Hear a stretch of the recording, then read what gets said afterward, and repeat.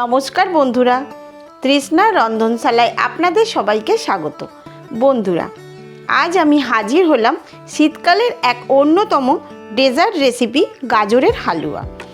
ছোট থেকে বড় সবারই প্রিয় গাজরের হালুয়া। আর এই গাজরের হালুয়ার পরিবেশন যদি একটু অন্যরকমভাবে করা যায় তাহলে খেতে কিন্তু খুবই ভালো লাগবে। তাই বন্ধুরা, এই রেসিপিটা আশা করছি আপনাদের খুবই ভালো লাগবে।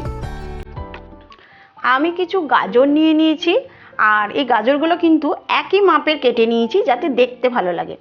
আর গাজরের ভিতরের অংশগুলো এইভাবে পিলার দিয়ে আমি কুড়ে নিয়েছি। সব গাজরগুলো এইভাবে করে নিয়েছি। আর একটা গাজর রেখে দিয়েছি, যে আপনাদের দেখিয়ে দেবো যে কীভাবে গাজরের ভিতরের অংশটা আমি এই পিলারের সাহায্যে একটু হালকা হাতে করে নিলে, আস্তে আস্তে করে ঘুরিয়ে নিলেই কিন্তু গাজরের যে ভিতরের অংশটা অনায়াসেই কিন্তু খুলে যাবে।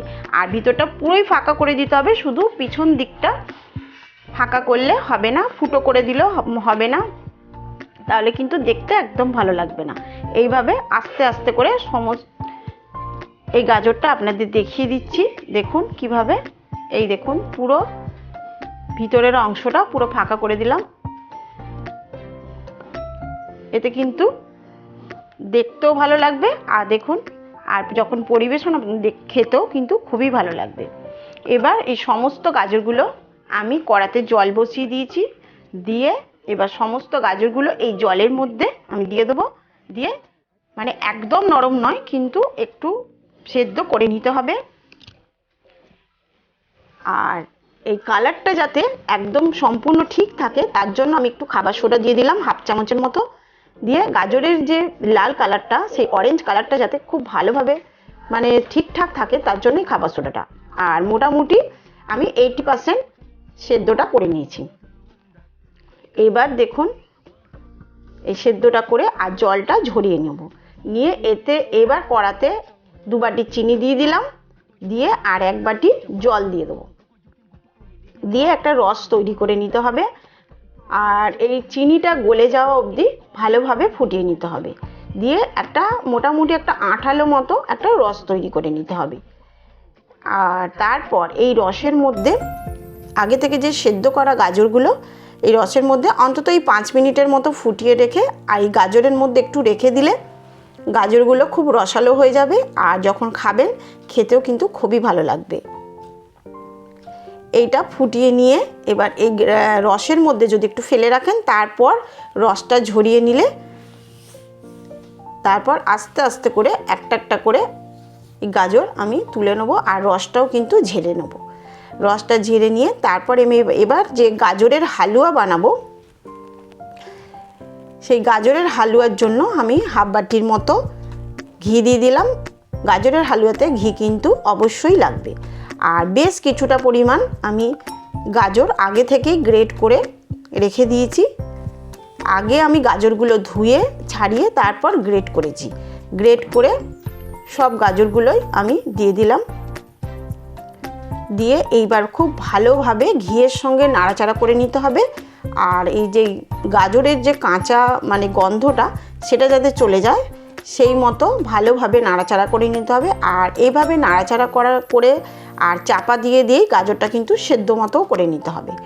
খুব ভালোভাবে সেদ্ধ করে নিতে হবে, চাপা দিয়ে দিয়েই সেদ্ধ করে নিতে হবে। যাতে আবার এমনভাবেই সেদ্ধ করে নিতে হবে জলটাও যেন আস্তে আস্তে পুরো গাজরের যে জলটা সেটাও যেন মরে যায়।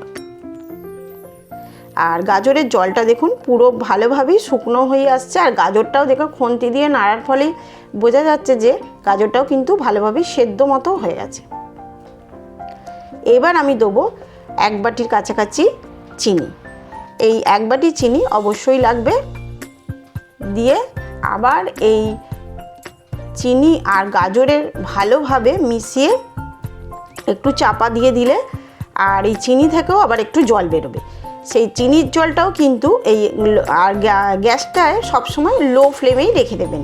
দিয়ে আস্তে আস্তে করে এই জলটা মেরে নিতে হবে। জলটা ভালোভাবে শুকনো যতক্ষণ না হয়ে আসছে ততক্ষণ নাড়াচাড়া করে নিতে হবে। দিয়ে আর গাজরের সঙ্গে চিনির সঙ্গে দেখুন খুব ভালোভাবেই মিশে গেছে। আর জলটাও মনে হয় ভালোভাবেই এই তো শুকনোও হয়ে গেছে।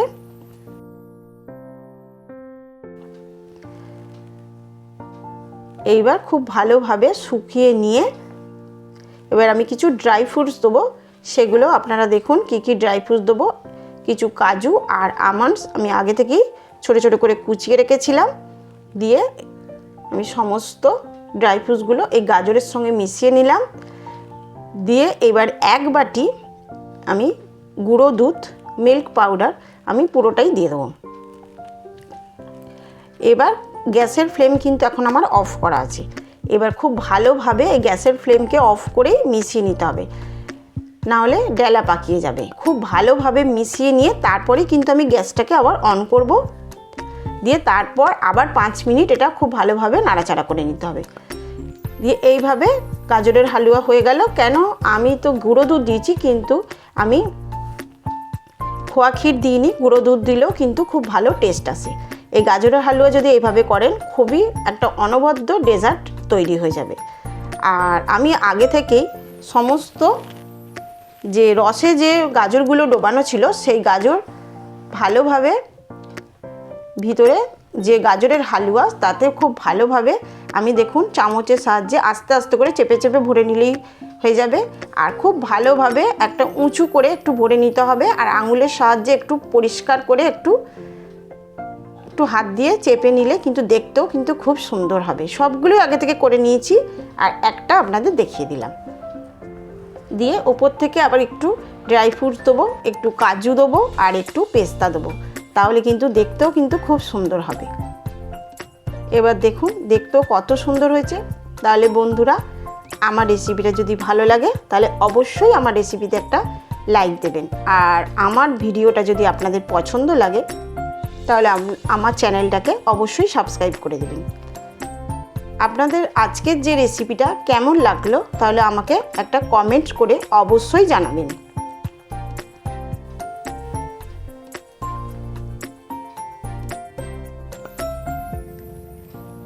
দেখতে কিন্তু খুবই সুন্দর হয়েছে। আপনারা দেখুন, দেখলেই বুঝতে পারবেন। আর অবশ্যই আপনারা বাড়িতে বানাবেন।